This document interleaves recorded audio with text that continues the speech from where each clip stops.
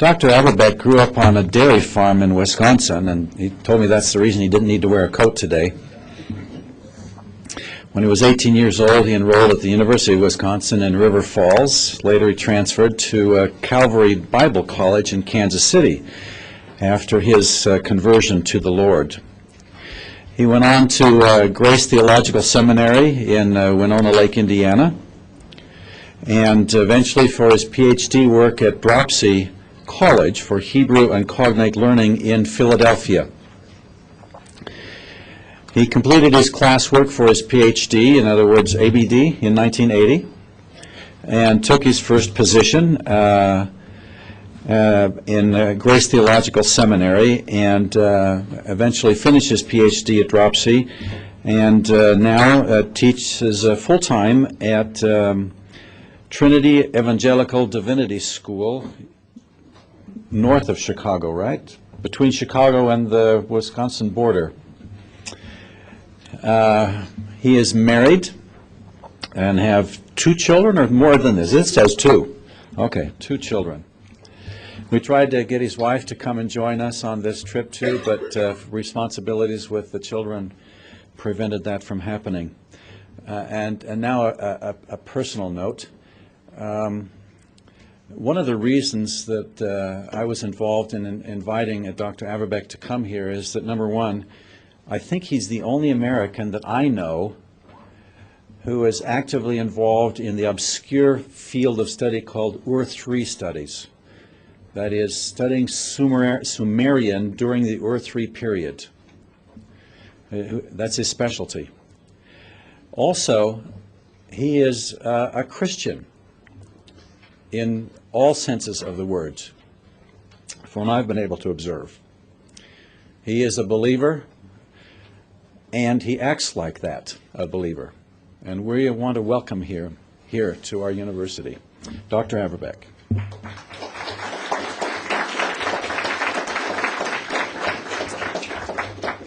Well, thank you very much for that kind and very warm welcome. I really appreciate it. And I've really been enjoying the beauty of the mountains. I come from flatland, and so I'm hoping to get into the mountains a little bit while I'm here. Today, this afternoon, I am going to be talking about, and you should have a handout. Does everyone have a copy of the handout? They're coming around and so on. About temple building in the most ancient Near East and in the Bible. What I would like to do is talk first about the background of the Sumerians and the Sumerian culture a bit, just so that you're a little bit informed about that. And then this is the oldest culture that we can identify really ethnically in the ancient Near East in terms of a language and so on. A little bit debate about that with regard to early Egyptian. But it's very ancient, and it's the most ancient literature that we have available to us. Then I want to talk about temple building and a specific text, the Gudea cylinders, which is what I've worked on for a long time. One of the most difficult and complicated Sumerian texts. It's about half as long as the book of Genesis, a very extensive temple building hymn. It's the most important temple building text of the ancient Near East outside of the Bible itself. And then I would like to focus specifically on comparisons between that temple building hymn and temple building texts in the Bible, and talk about that, the relationship between the two. And so the idea is to work through the history a little bit, then the temple, and then the comparisons that can be made. Now, I want to flash up for you here a timeline. And as you look at that timeline, you will see that we have it beginning about 10,000 BC and coming on down.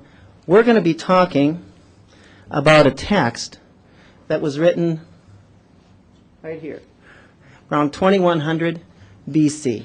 That's what we're going to be talking about. It is, now how long are we after the time of Jesus Christ?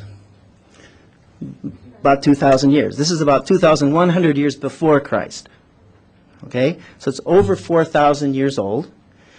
And it is a very extensive and beautiful text. It's poetry and so on.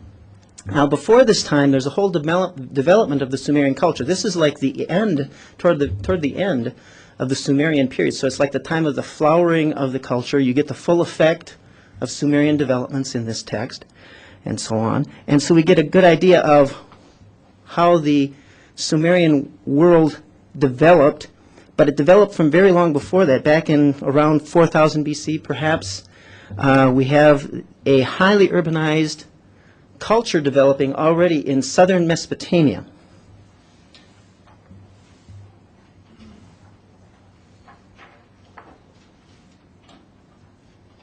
Right down there at the southern edge, near the Persian Gulf, Kuwait, Iraq, much in the news these days. And this area is really what we call the cradle of civilization. And in this particular place, we have, from 4000 BC on, very highly developed city-state culture. And there's a new development that we're finding now as well. And that development is that we're learning through archaeology in the last 10 years or so now that actually cultures were developing very extensively. Cities, walled cities up into the mountains and over into the peripheral areas, north, south, east, and west of this. In fact, they would travel down the Persian Gulf, the Sumerians would, to places like Dilmun and various places that are referred to in the texts. The point that I want to make is that there's a highly developed culture developing in large areas across the ancient Near East. But what happens then is in the later part of the Uruk period, this southern area becomes predominant and affects the other areas. And so the result is we get what we call the southern Uruk expansion. And it made contact with these other areas and had a lot of influence on them. And began at this point, we begin at this point to get the development of writing, cuneiform writing. Now, cuneiform writing is writing on clay. You have clay tablets, and this is a very significant development. There was not a lot of material to write on other than clay in the River Valley civilization, so they developed this, and they developed it probably first to just keep track of how many animals there would be in this pen so they could report it and this sort of thing. Well, this develops into a highly developed language through the third millennium, from 3000 down to 2000 BC. And that becomes the Sumerian language and culture. When we can tell what language it is, if it's just pictures, you can't tell what language it's referring to. But when we start getting grammar, we begin to be able to tell that this is the Sumerian language. And it's a particular kind of language. We're still not sure if it belongs to any particular language family. We don't have any connections. It's not a Semitic language. Now, the Semitic languages are like Hebrew's a Semitic language. The Semitic language in Mesopotamia in these early centuries was what we call Akkadian, from the northern kingdom of Akkad that developed later. And we have Sumerians and Semitic peoples coexisting through this whole millennium. And we know this because there's a lot of influences between the languages and so on.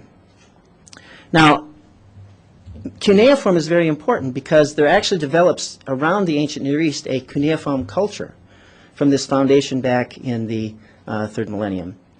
It's a very important development because if you, for example, write on clay, then of course the clay gets hard and you just put wedges in it with a stylus and the clay gets hard. And if the clay gets hard, then if it gets buried, for example, or if you, for example, burn a palace with a library in it, what happens to clay tablets when you burn them? Well, they get harder. You preserve them. And so the result is we can now dig them up and we can find all this material. Whereas if they had been written on papyrus, what would have happened? We would lose these materials. So what we have is this find, and we keep on finding these mounds with libraries. And we dig up these texts. And so this whole cuneiform culture, in fact, cuneiform writing becomes the lingua franca of the ancient Near East from about 2000 down to 500 BC in the form of Akkadian, the Semitic language that was also written on clay, based upon the earlier development of writing on clay by the Sumerians. And so the Sumerians developed the system, but they're not Semitic. And then the Semites pick up and use this non-Sumerian system of writing to write their own language. And so there's a whole development that takes place there. And this becomes important because now we have these things that we can dig up and actually get back to those times through these texts. Now, there's periods of time during this where the Akkadians are more powerful than the Sumerians, and specifically the Sargonic period, about 2300 BC and so on. But by and large, the third millennium is Sumerian. Now, this language and culture continues, however, kind of like the way Latin continued to be used, even though it was not the language of various places where the Roman Catholic Church developed. They continued Latin in the Mass for many centuries, right? And so on. Well, they kept on using Sumerian, even after 2000 BC. And in fact, some of the texts that we have in Sumerian are preserved only in copies from the 1800s or so, the Old Babylonian period.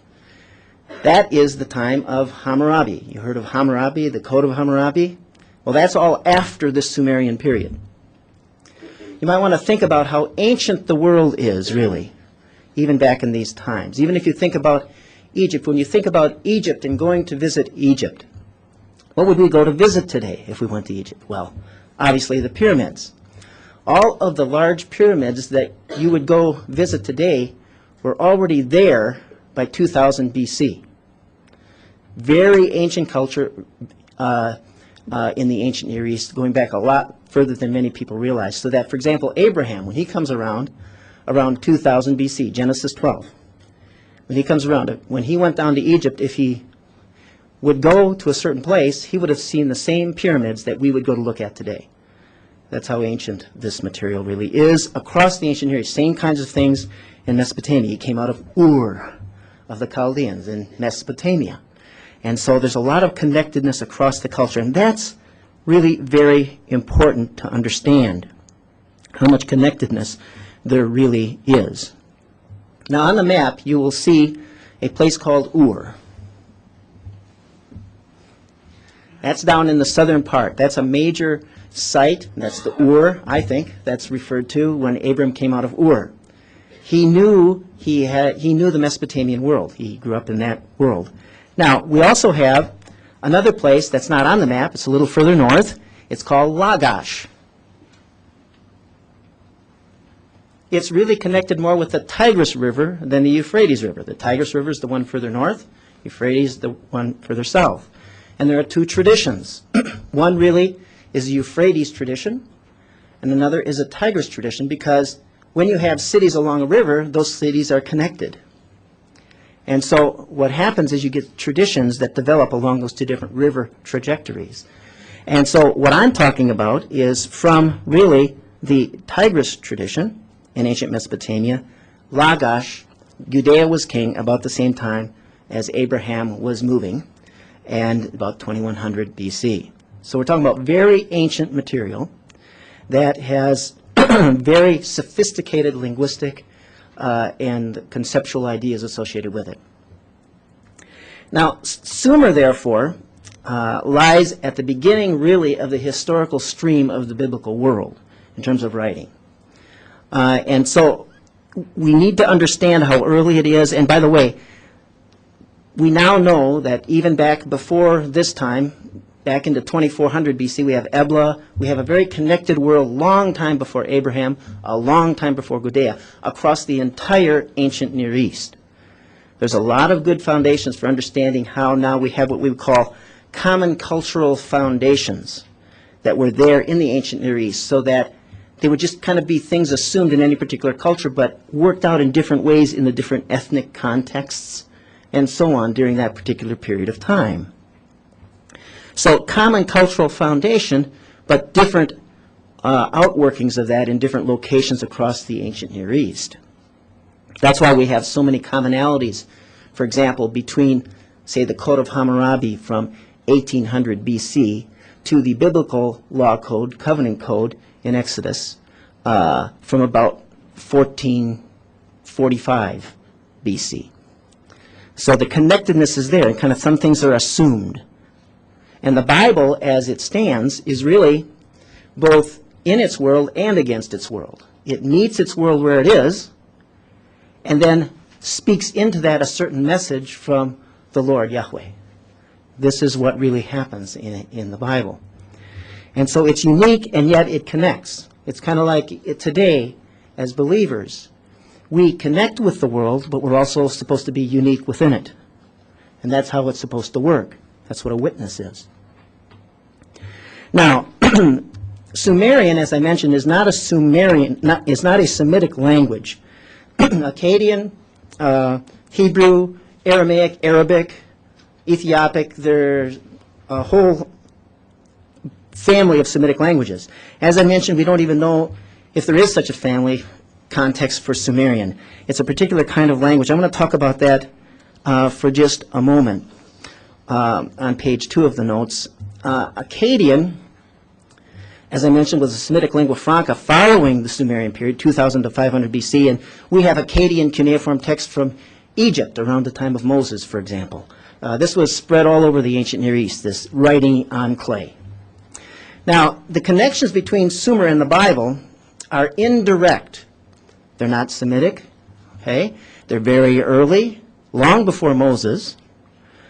So they're indirect, and yet there are some connections that are of interest, and specifically with regard to what we're talking about here today. I have on the sheet there this Sumerian word, pronounced Agal, big house. Okay, Agal. In Akkadian, it becomes a loan word into the Semitic language from the Sumerian language, and it's pronounced Ekalum. Ekalu. You hear the similarity. Agal, and the word A means house, the word Gal means big. So we know that it's a Sumerian word. It comes through as a loan word into Akkadian as Ekalu, with the same, but with the case ending and so on. Hebrew has a word Hekal, which is a loan word from Sumerian through Akkadian into Hebrew. That's what I mean by indirect. It comes through something else to get to Hebrew. But then a lot of things happen even culturally that do the same thing. They have their foundation in the Sumerian world. They come through the Akkadian Semitic context into the biblical world, the Hebrew Semitic biblical world of the Old Testament. So it has been said that there's really not that much new in the ancient Near East in terms of extra-biblical material, in terms of genres of texts and that sort of thing, that's new beyond the Sumerian period. They just followed through and developed the same kinds of texts, but in different language, different kind of context. Now, that's not completely true, but the Sumerians had a lot of effect on certain things. And there's a lot more other linguistic and other contextual things. We have creation accounts from Sumer, and we have creation accounts that have two creation accounts, like Genesis 1 and 2. We have creation. We have also creation and flood accounts on the same tablet, which tell us that the creation goes with the flood account in the Bible, and things like this. There's a lot of things that do help us to understand. We have law codes, even back from the Sumerian period. So what I would like to do now is go and talk specifically about the Gudea cylinders. Again, I've given you the dates about the same time as Abraham. The Gudea cylinders, there's two of them, A and B, we call them, and B is partly broken. But these are large clay barrels that they're clay, and they're about a foot in diameter and about 2 feet tall. So they'd be about that high above this podium here. I've looked at, I've worked on them in the Louvre in Paris, and they really are a very wonderful composition, but also very difficult. When you read a story in narrative form, how different is that from reading a poem that says it in more esoteric terminology? Well, we have a hard time understanding narrative Sumerian, much less, poetic Sumerian, which is then the esoteric side even for the Sumerians. So this is there's not even a dictionary done yet for Sumerian. We're working on this. There's a lot going on here in terms of a developing field. There's a lot of good work happening right now. That's happening fast. So with the computerization things that are developing now. So it's important to understand that this is a narrative, but it's poetic. In other words, it tells about the building of a temple, but it does it in a poetic way and has within it hymnic features. So it's a narrative poem that's hymnic. Okay, it's a combination of things that are coming together in this. It's a very unusual. There's nothing like it that is extant from the ancient Near East. This is a unique composition, but also a composition which all sorts of things from other kinds of compositions come together. So it pulls all sorts of things together for us. It was probably written to celebrate or perhaps commemorate Gudea's building of a new Anino temple. Nino. A means house. 8 gal, big house. Okay. Nino means 50, probably having to do with the number of maize or some other kind of different thing, number of institutions and so on. And it's for, Gudea is the ruler, and he is building it for the god Ningirsu and his consort called Baba, or Bao, depending on how you pronounce it. Okay? We have some passages in this that are very difficult to translate, and even if they're not difficult to translate, we have some that are still difficult to understand, simply because they refer to motifs and things that we don't have grasp of. And that's what we face in dealing with Sumerian, especially with the Gudea cylinders, because it is so long and complicated, highly developed, and figurative in many different ways.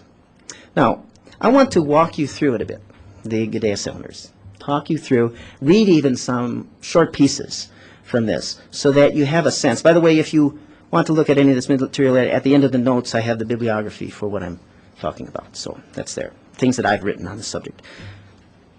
Now, the Gudea cylinder A and Gudea cylinder B outline is given you here. And each cylinder begins with what I'm calling a hymnic prologue. It's not part of the temple building directly, but it's a prologue that's beginning that section. See, the first cylinder talks about the building of the temple. The second cylinder talks about the dedication and occupation of the temple. So you have a prologue at the front of cylinder A and a prologue at the front of cylinder B. At the end of each of them, you have an epilogue, a hymnic epilogue, and then a colophon telling you that this is the first cylinder, this is the second cylinder of this one hymn. So we have that kind of framework around the material in both cylinders. But one of the things that stands out about this particular text, and this is very important to understand, more than any other text in the Bible or elsewhere in the ancient Near East, the Gudea cylinders reflect that building a temple was a kind of project that was shaped and modulated by rituals that were done. The rituals kind of guide and direct and make transitions within the process. And so what happens is we get a particular ritual literary formula that gives us transitions. So what happens is Gudea goes through part of the process. He finds out something that he needs to do. So the formula says, the faithful shepherd, this is on your sheet, the faithful shepherd Gudea had come to know what was important. So he had found out something. And then it says, so he went on and proceeded to do it. And then you'd go into what he went and did based upon what he'd learned previously. And the formula makes the transition between the two. This is how it works. And this means that each piece then is set in relation to the previous and the former. And it's a continual hymn, but it has this kind of modulating formula that leads us and gives orientation to the sections and the movements in it. Notice that we have Gudea as the faithful shepherd. You remember in the Bible, David is called to be the shepherd of Israel as a shepherd boy. And he's actually referred to as a shepherd in 2 Samuel 5 and so on. And then we get the development of kingship. And ultimately, who is the shepherd? Well, the ultimate shepherd is the Lord. Okay? Thou art my shepherd. Okay? This kind of a thing. So this shepherd idea, the first time we get the expression faithful shepherd or good shepherd is with Gudea. We do have the concept of shepherd earlier, but not this particular expression. So there's that kind of connection as well. Now, the first part of this, I just want to walk you through this and kind of highlight certain things as I go. First you have the introduction, the prologue, and then Gudea gets a dream. And in this dream he's told by the god Ningirsu that he is supposed to build him a temple. Now the problem is, he's supposed to build a temple, but he doesn't know what it's supposed to look like. He doesn't have any idea about how to figure out how he's supposed to do this.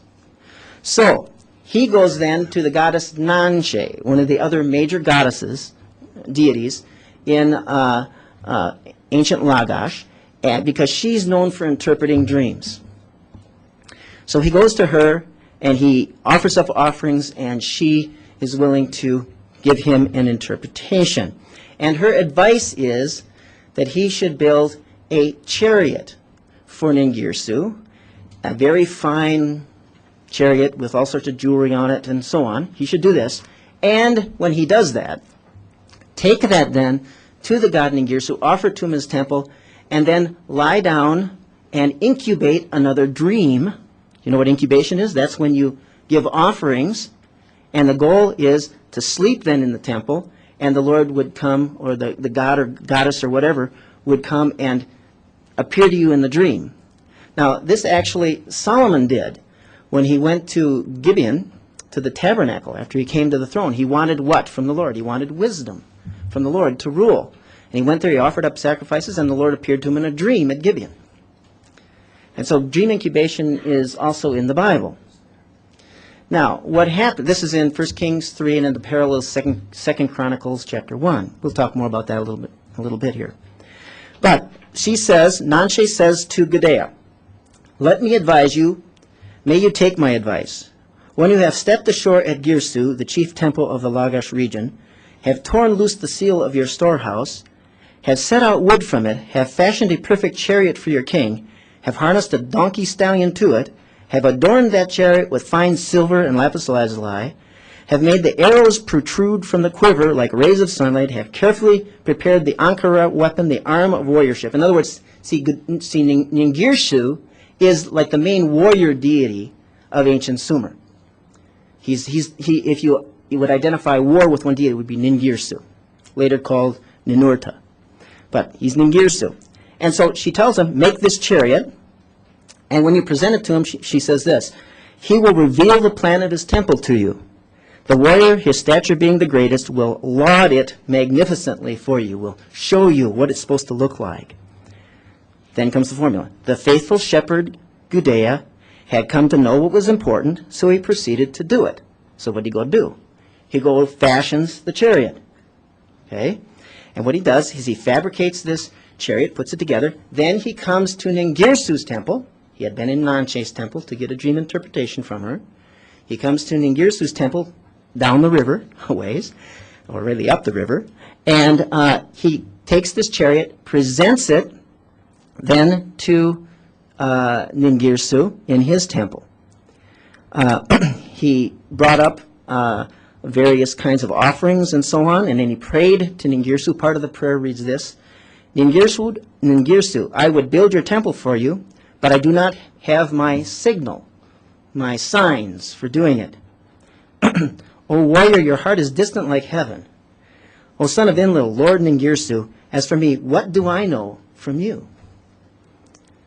So, the text says, for a second time, to the one lying down, he, Ningirsu, stepped up to the head of Gudea and was touching him in his dream.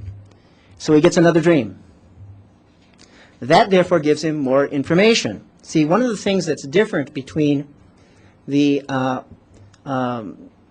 Old Testament temple building process and what we find here in the Gudea materials is Gudea virtually has to pry the details out of the deity. He has to figure out some way to find out what the God really wants. Whereas you notice, for example, in Exodus when the tabernacle is built, God just delivers it to him, okay, on the mountain. And the same thing happens with David in the building of Solomon's temple and so on. So there's this difference here. And in comparing, you need to work just as much with contrasts as you do with comparisons in order to understand what's really going on. So we get this dream then that develops, and then later on, Gudea awoke, having been asleep. He trembled, having had a dream. He shivered. To the command of Ningirsu, he bowed the head in submission. He reached into the white he-goat. He performed an extispacy. Now, extispacy is when you cut open an animal and examine the inner parts of the animal in order to get a message from the gods. And this was something that was done commonly in Mesopotamia and elsewhere in the ancient Near East, not done in Israel. This was forbidden. Any kind of divination or anything like that was forbidden, of course, in Israel. So he performed this extispacy, and things worked out that there was some good signs there. So he proceeded. And so we get the next formula. He had come to know what was important, so he proceeded to do it. The same formula, leading in now, and I'm going to walk you through this more quickly now and not cover everything I would like to. Basically what happens is that the next thing he has to do is make the first brick. Now, again, this is different because in the valley, the alluvial valley of Mesopotamia, there was not a lot of stone. They made bricks. And the making of the first brick was a big issue in the building of a temple because it represented the whole temple. So there's all sorts of pomp and circumstance, many different prayers involved, sacrifices, purification procedures, and that's all described in this document. Very extensive discussion about that, some of which we have a hard time understanding, because some of it would be priestly things that would be relatively hidden in some ways. So they have this whole, Gudea has this whole section in here about this making of this first brick. Now the making of the first brick is successful, and after that, therefore, he can go on and he can continue to build and lay out the, once he makes the first brick and that's accepted by the deity, he can go on and do the rest. Now he can go and he can make the foundation of the temple, and because he has made this brick properly, the god who knows how to build things, Enki, okay, in ancient Sumer, what he does is he reveals the plan of the temple. And he actually sees it in a vision now. Another dream incubation happens. And so he sees in a vision. He's not only been told now about the temple, now he's seen it. It's like when Moses made the tabernacle. He was given a vision, a plan of it, so that he knew what it was supposed to look like and this sort of thing in Exodus 25 and so on. So you have this making of this temple, and his head rises high in heaven. It's very poetic, so I'm describing it, but if you read it, you'll see it's very poetic in the way that it's written. So after that's done, you get another formula, and then after that formula, he knows how to outfit the temple, okay, how to fill with furniture and all this sort of thing. That brings us to the second cylinder, cylinder B. You have a prologue, and then what happens is he prays to the Anuna gods, the major gods of Sumer. And he makes a petition. And he says that one part of the petition, the last part of it is this: I, the shepherd, have built a temple and would bring my king, that's Ningirsu, into his temple. O Anuna gods, may you invoke a petition on my behalf. So he's asking the Anuna gods to petition to Ningirsu to get him to occupy the temple he just built. So then, the faithful shepherd Gudea had come to know what was important, so he proceeded to do it. You get the formula again. So he goes and does various procedures, and actually, at this point, he prays directly to Ningirsu and Baba, his consort, to occupy the temple.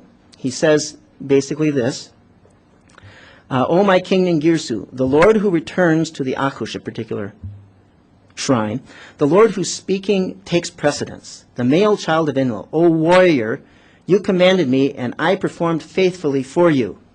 O Ningirsu, I have built your temple for you, so may you enter it in festive joy.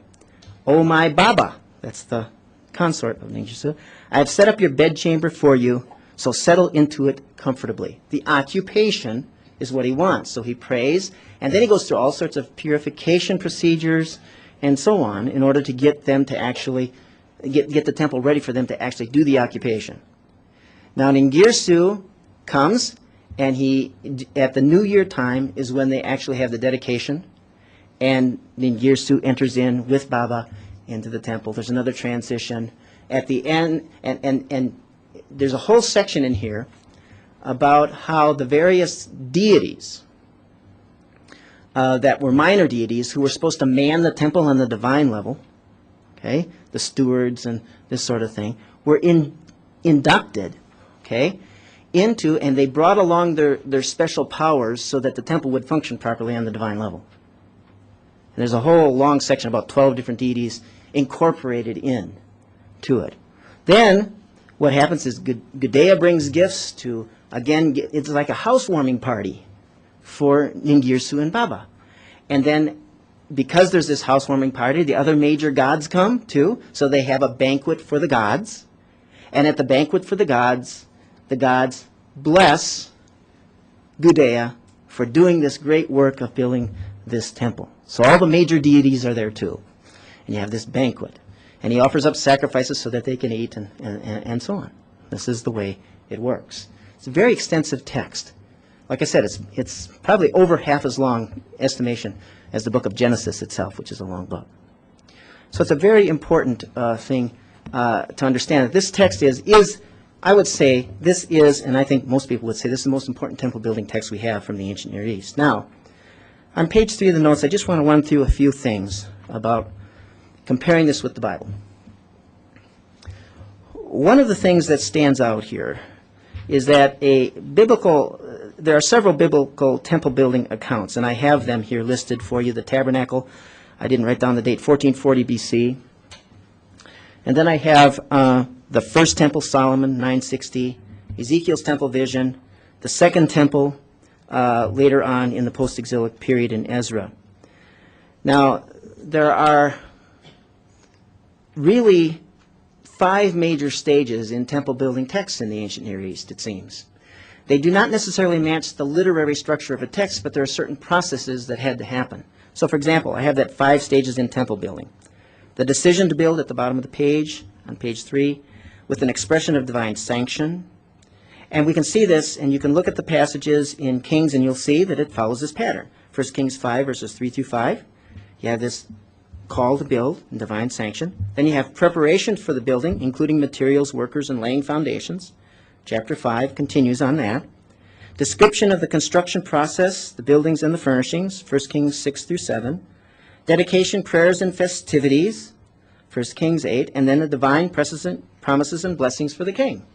And you have this whole series of things that happens as you work through it. And there's a parallel pattern here between the process in the Gudea cylinders and other temple building texts, as well as other building texts, not even just temples, and what we have in the Bible in terms of the general process. It's a practical necessity that you do those kinds of processes in order to develop it.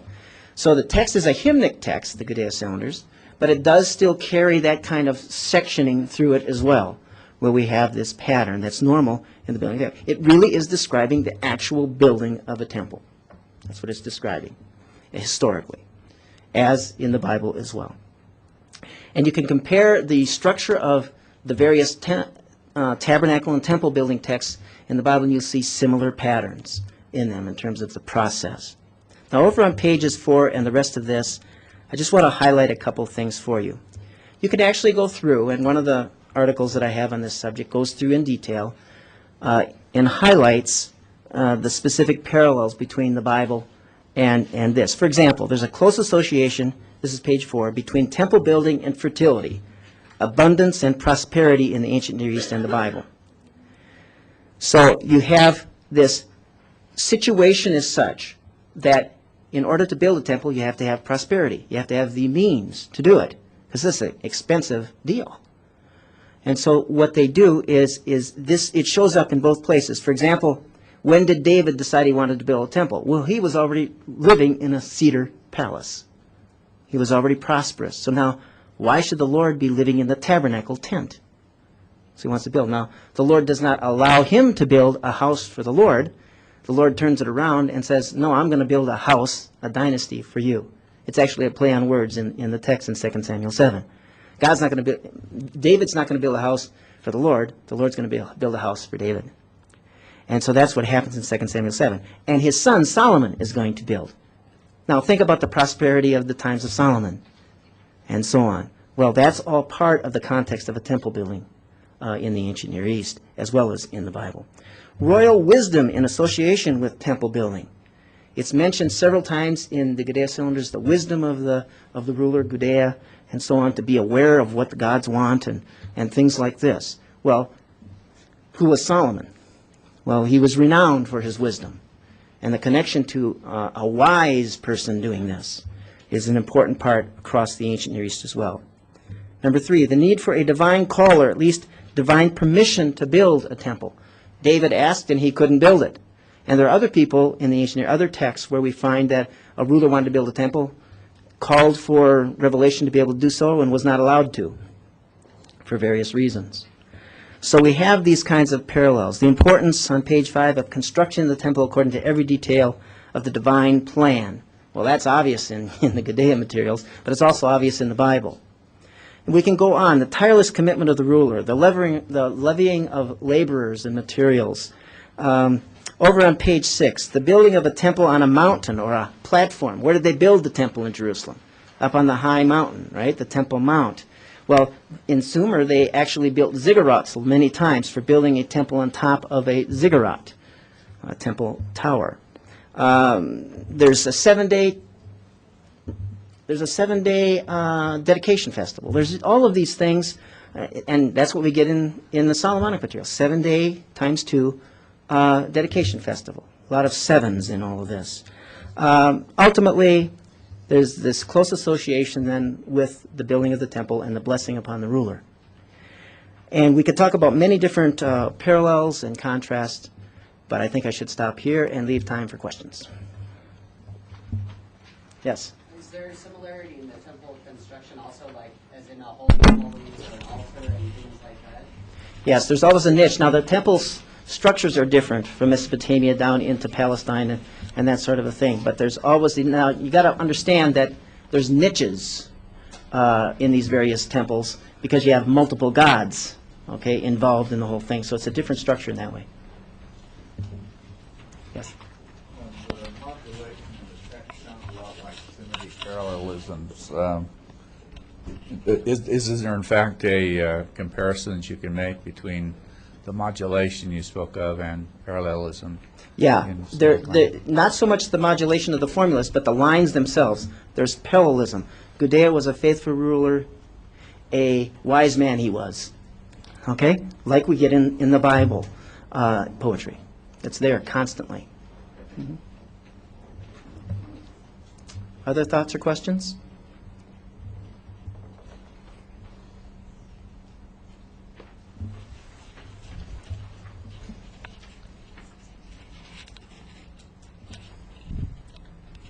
Is there a partial translation of all of the things that have been worked out till now of the script of both of the cylinders? Well, I have it. You'll see that I have a version of it in the book, The Context of Scripture, a 3-volume set, and that's on the bibliography in the back. And there you will see other places where they've been treated, if you look at that. So we have some, but there's still a lot of work to be done in this material. Like I say, it's really tough material. So a lot of debates. Thank you very much. Mm-hmm. Anything in a text that suggests anything about the function of the temple besides being a dwelling place for the god? Is there anything else about the temple in terms of its functionality or any doctrine per se that's reflected in the text? There's a lot of doctrine reflected, but it really focuses on having the presence and therefore the blessings of the deity, that sort of thing. The big issue in temple building, both in Mesopotamia and in the Bible, is a temple is by definition a place where God has his residence in some kind of manifest way. Okay? Now, that's true in the Bible too, but even Solomon says in the dedication in 1 Kings 8, but can a temple contain you? You know, this sort of a thing. No, not. But still we build a temple for you to manifest your presence. And when they build a temple, like with the tabernacle, the Lord's glory comes and shows that he's actually occupying that with some kind of manifestation of his presence. That's the big issue. That's the primary concern for having a temple.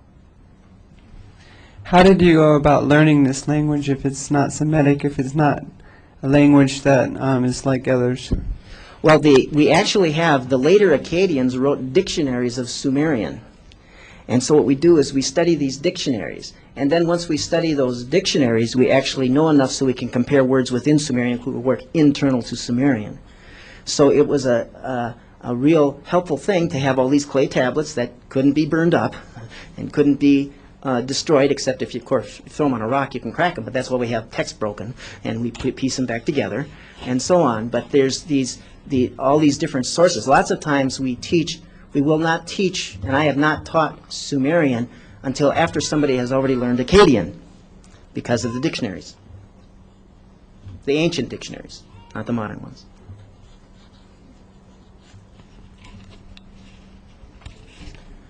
Have you found any other accounts or any other similar historical records that show this same pattern followed in the building of temples besides what we have here in these cylinders and in the Bible? Yes, this is the fullest account we have anywhere, okay?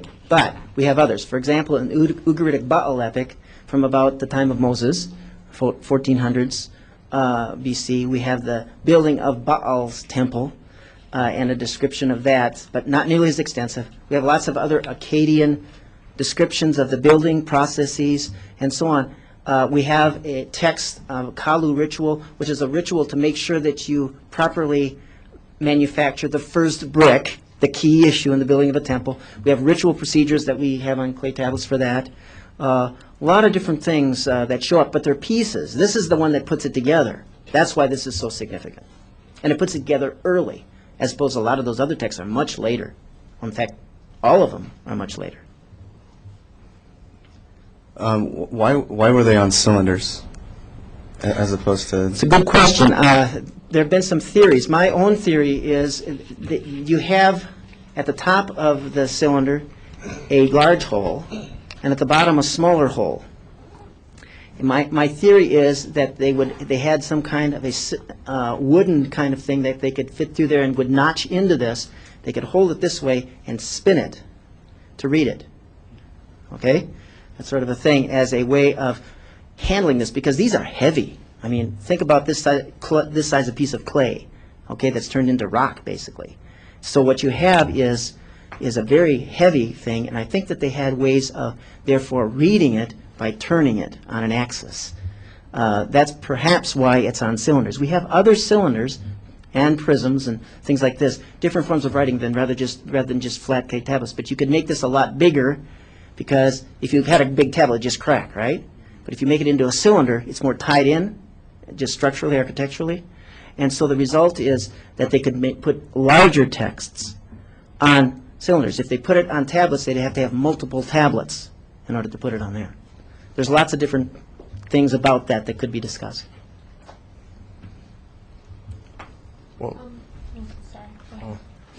Well, as a theologian, you obviously study a number of world contemporary religions, and as you probably know, most of us here are LDS, and temples are a strong part of our belief.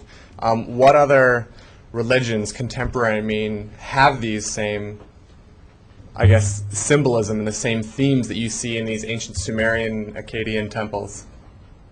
There are some comparisons that are done. I'm not as familiar with them as some other scholars are who work in India, okay, and some of the Hindu temples and in that kind of context. But there have been comparisons made between them. So like some of the Hindu temples in India would be one, and some of those are early texts as well. So there's the whole question actually of temples and the history of temple building is a worldwide discussion. Okay, what I would say is that the reason that this is so important is because it is literally the earliest stuff we have.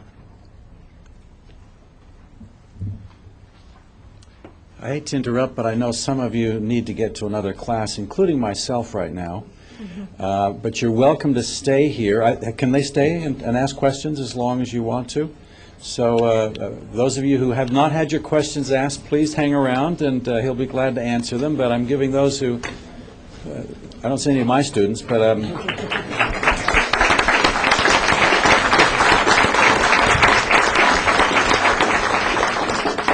we want to thank him very much for a very interesting lecture. So hang around. If you still have questions, he'll be glad to answer them. Yes. I was wondering if you found the temple that these specific cylinders describe, like if you found ruins or anything. It's been excavated, but it was highly see, the temple's on a mound. So by definition, the top part of the mound where the temple's going to be is going to be destroyed more than the bottom part, that sort of thing. And Lagash got robbed a lot in archaeological excavations. So the woman at the Louvre who invited me to go study the cylinders in the Louvre, Beatrice Andre Salvini, she is one of the major archaeologists of this, and she's done some wonderful work of trying to reconstruct based upon the artifacts that are still remaining there on the Lagash site. But a lot of deterioration has taken place, and so you have trouble with some of that.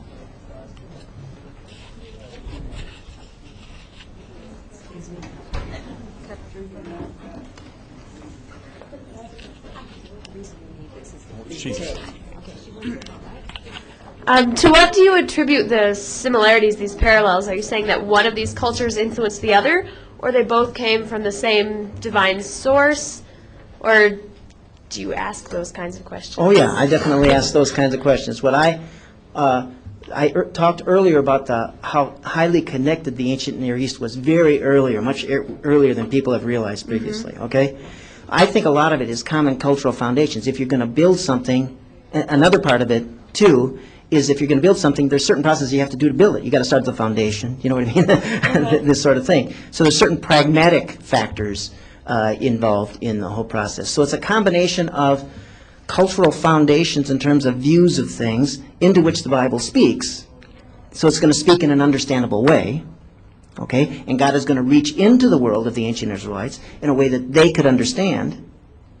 That's why Jesus uses so many parables. I mean, there's a lot of things about the way God communicates in order to reach into the world of people in a way that is understandable to them. And I think the common cultural foundations are the factor there, so that he's going to speak in a way that they could understand.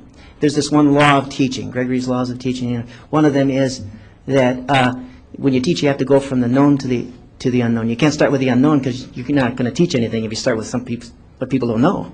Okay, and God does this too. He reaches where people are. Okay.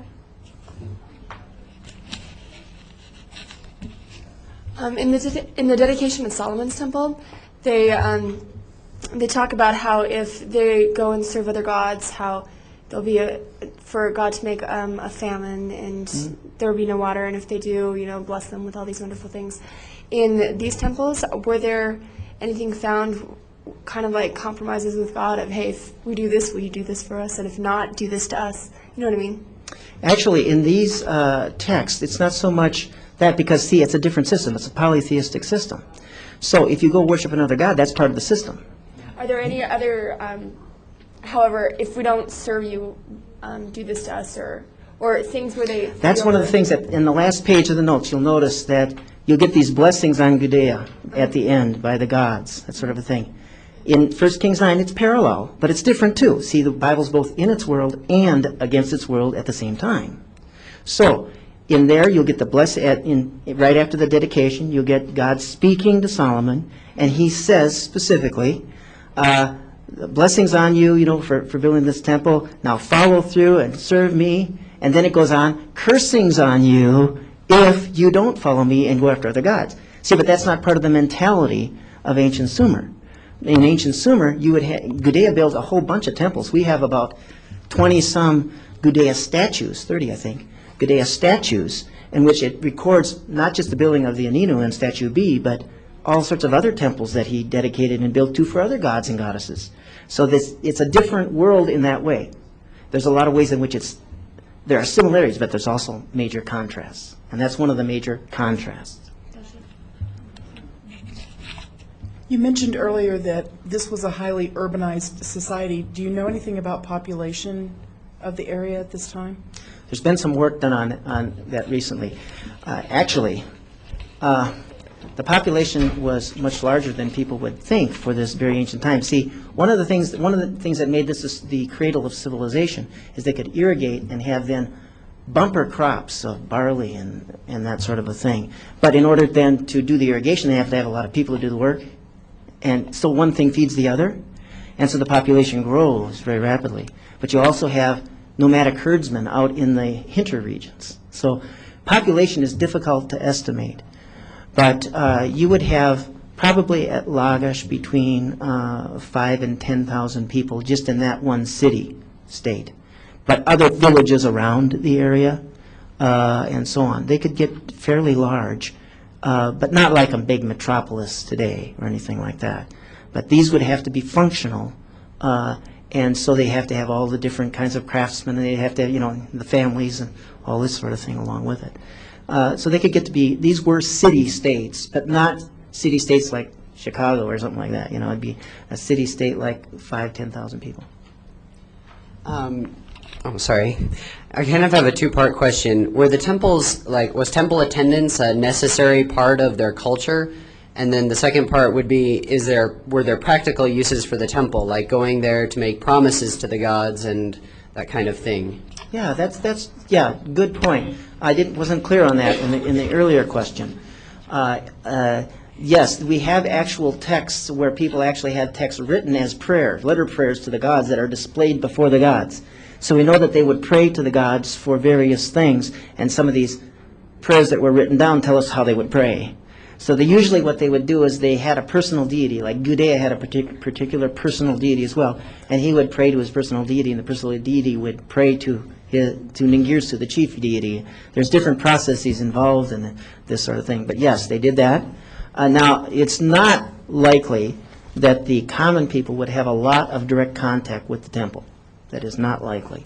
It was very managed, and it was on a tower, and people would not normally, on some kind of terrace or tower, people would not normally be going up there. That would be a different thing.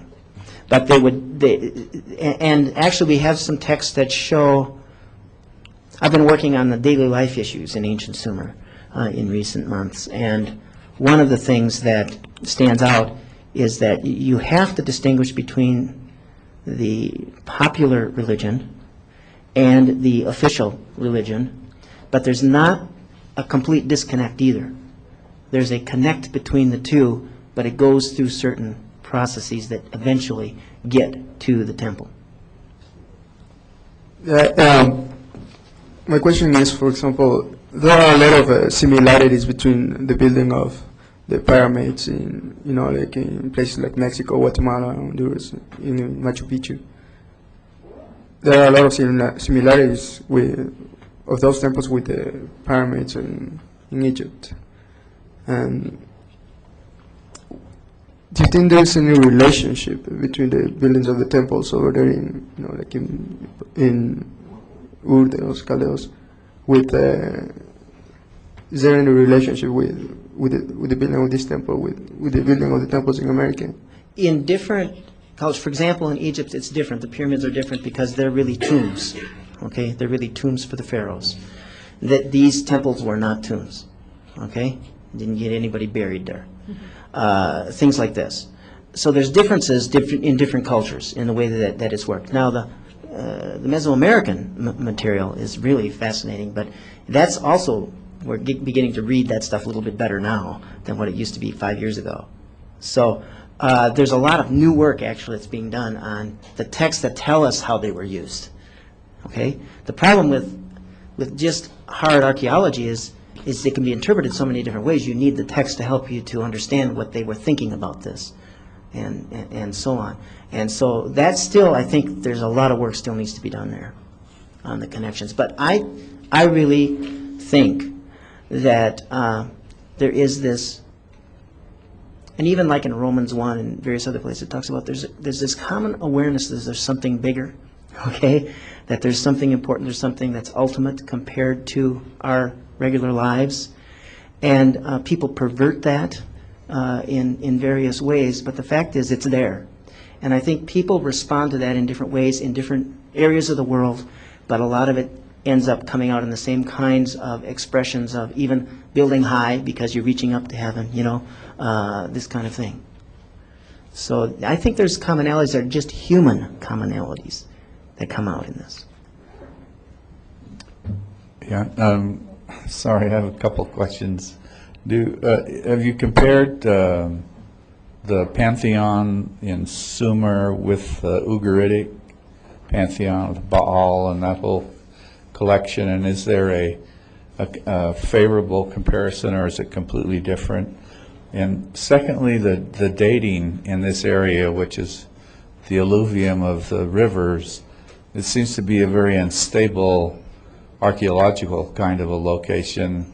How good are the dates? I mean, that they're as ancient as you're saying. The dates are real good, and the reason they're real good is we don't have just layers and strata. We have a lot of texts, and we can do a lot of dating from texts that are connected.